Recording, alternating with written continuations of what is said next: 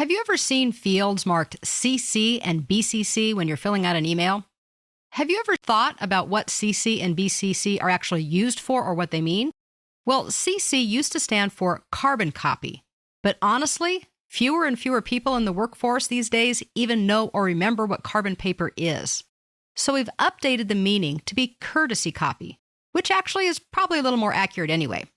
People we CC are supposed to be those who we want to have the information, but who we are not directly addressing or expecting a response from. For example, if we wanted to maybe send information to our accountant, but we wanted our supervisor to know that we had sent the information to the accountant, we would send it to the accountant and CC the supervisor. We're sending it to the supervisor because we want them to know the information has been transmitted, but we don't really need any input or feedback from him. On the flip side, when the accountant receives the information, he or she can also see that the supervisor has received it, so they don't try to repeat that information to the supervisor unnecessarily. It really is just good communication, sending information directly to one or more people while letting the other people know the information has been taken care of, even though they're not directly involved. We have the opportunity to include CCs either directly from the main email screen or from within the Select Names dialog.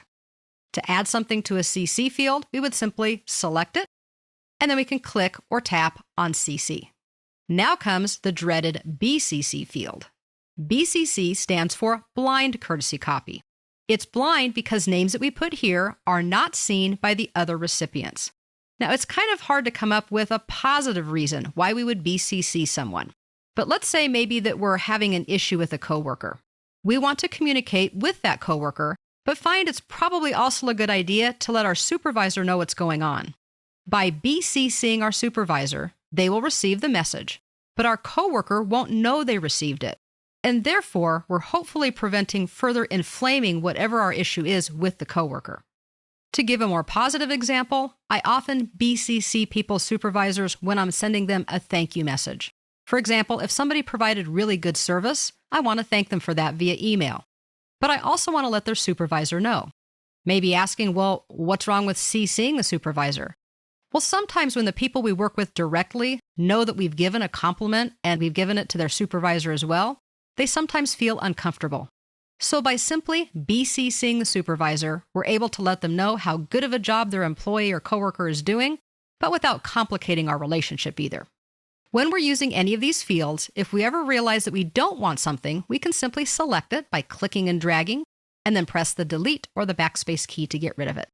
After everything's addressed appropriately using the to, the CC, and or the BCC fields, by simply clicking or tapping OK, it closes the Select Name dialog and takes us back to our original message, where we can see we do have the option to use to or CC here in any of the other ways that we can address messages.